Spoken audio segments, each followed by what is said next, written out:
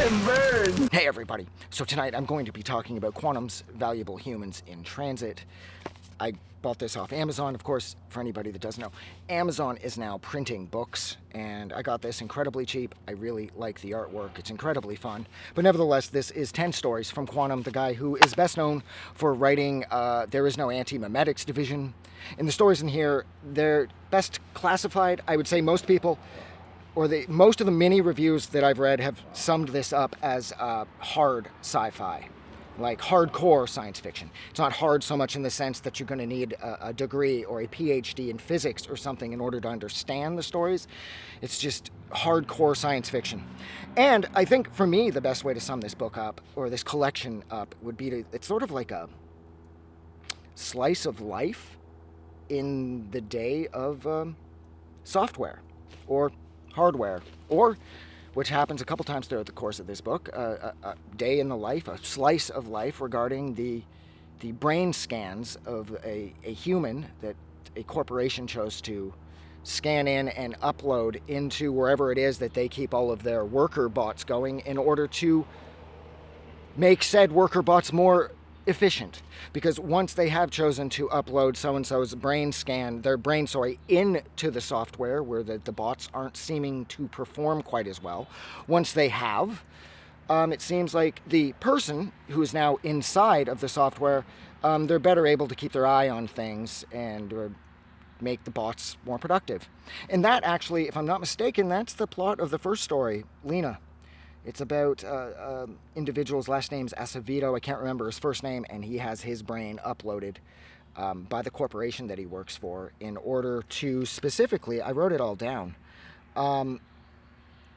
it's in order to keep the corporation that he works for's sort of digital workforce from losing focus. It seems like prior to uploading Acevedo into the corporation's various different types of software, the work would slow and the bots would sort of get confused and lazy. But once they had uploaded Acevedo into it, he was able to sort of crack the whip and keep everything flowing. But then, of course, there's a issue with copyright. At any given time towards the end of Acevedo's life cycle, there were anywhere from like a couple million to tens of millions instances of Acevedo working somewhere in various types of software throughout the world in order to better regulate and motivate the bots that are inside of said software in order to be more productive and make the corporation that they are employed by make them more money.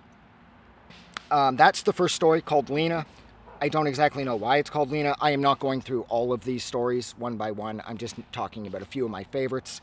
The Frame by Frame was another wicked story.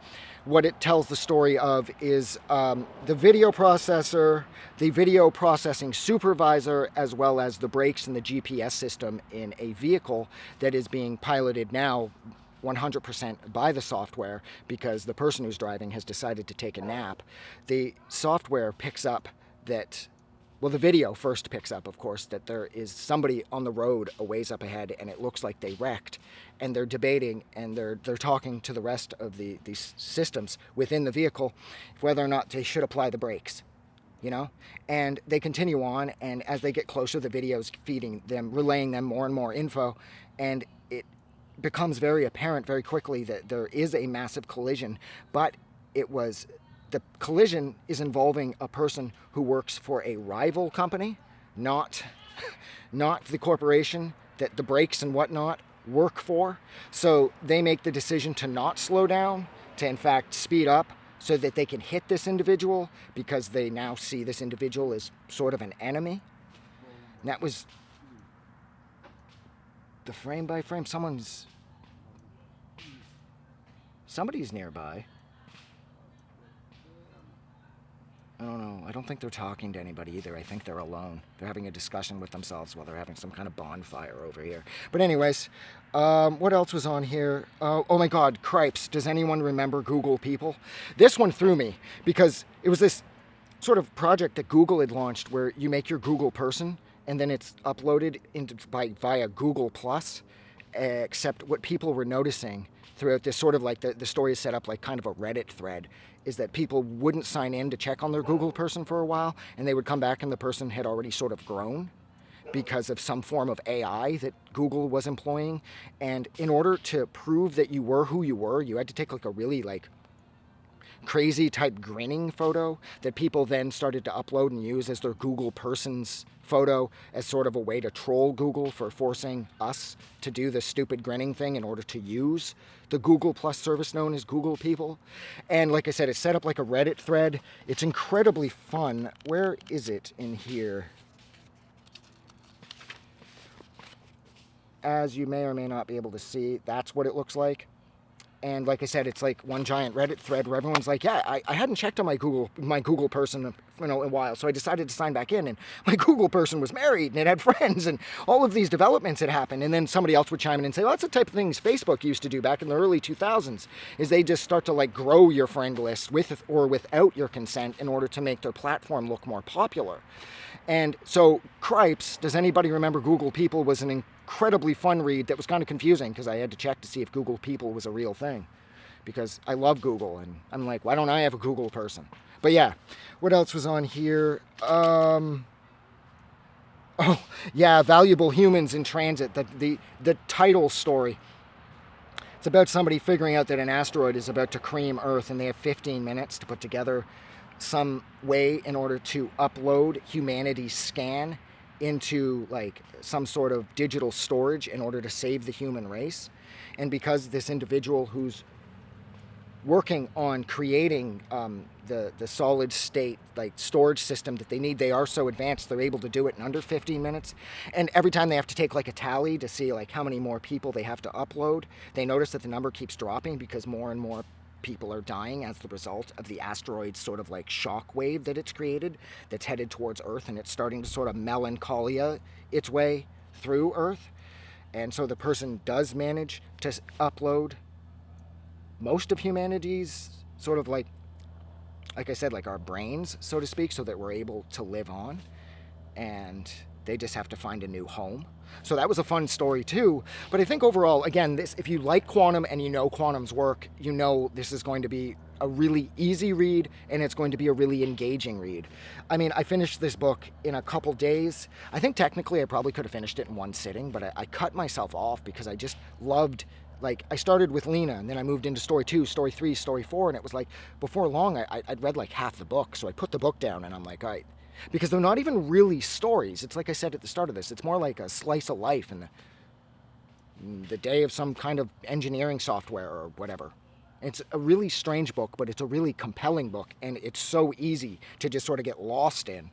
And I think actually that's where I'm going to stop, because I could continue to talk about these stories. Oh my God. Like, whatchamacallit?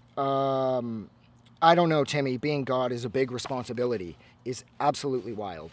2 computer programmers, Tim and Diane. Diane actually sort of creates the Earth and the quantum computing that she's using. The quantum computers, that she's using. She creates the galaxy. And they're able to see countries start and countries end and wars and everything that has happened. They get to see it happen. And they get to, it's like sort of little microcosm. It's like what is it? The episode of South Park where Cartman grows the little society inside of the fish tank using, what was it, his semen, if memory serves. Sort of the same setup here, except what Tim and Diane are seeing is our actual human history. And at one point they believe that they're the top layer, but then they put together that they're actually just living in sort of like a virtual reality too, because Tim and Diane are figments of Tim and Diane's sort of digital imagination, and it layers up, and somebody at the top somewhere, Tim and Diane exist for real, but this Tim and Diane don't exist. And it's absolutely wild, because at one point, Tim looks over, because Diane has pulled up the footage of them being in the room where they are at that exact moment. And he's like looking around for cameras, and she's like, no, you can't record reality. She's like, we're just in it, so it's showing it to us on screen. I mean, that's this entire book. This book is wild, it's easy, and it's fun. And oh my God, I've been talking for 10 minutes. So that's it. So thank you so much for hanging out with me for a little over 10 minutes while I discuss Quantum's absolutely killer collection of short stories, Valuable Humans in Transit.